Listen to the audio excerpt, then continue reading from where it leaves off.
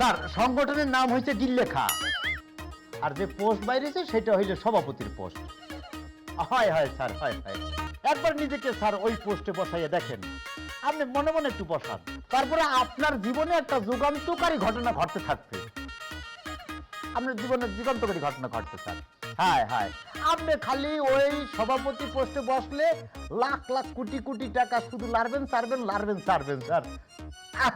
হয় হয় হয়, তখন কিন্তু আমার স্যার আমাকে ডাকবেন না যে এই বাতেন এদিকে আয় কয়টা টাকা গণ্যে দেয়, সে কথা কি আপনি বলবেন স্যার মুখে? বলবেন না। হ্যাঁ হ্যাঁ স্যার, ওই একটা পোস্টের 5 লাখ টাকা আপনি কমিশন দেবেন না? মানে ওই ওই জায়গায় বসলে আপনি 5 লাখ টাকা দেবেন না? 5, লেখো লেখো লেখো। স্যার একটু লাইনে থাকবেন, একটু লাইনে, আপনি আপনি লাইনে থাকুন প্লিজ, আপনি লাইনে থাকুন। হ্যাঁ জি, আসসালামু আলাইকুম, এবিসি স্পিকিং বলছি।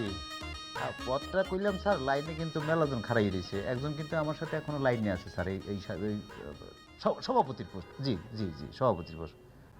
15 না 10 লাখ টাকা দিলে হয়ে যাবে স্যার। আপনি 10 লাখ দেবেন? আলহামদুলিল্লাহ স্যার, আল্লাহ আল্লাহ, আপনাদের মতো লোকের জন্যই তো সংগঠনগুলো স্যার, আপনিই তো এই সংগঠনের সভাপতি হইবেন। তাহলে আপনি ফিক্সড স্যার 10, ওই যে রহমত স্যার 10 গিল্লেখা ফিক্সড। জি স্যার, জি, থ্যাংক ইউ স্যার, আলহামদুলিল্লাহ, thank you thank you thank you thank you.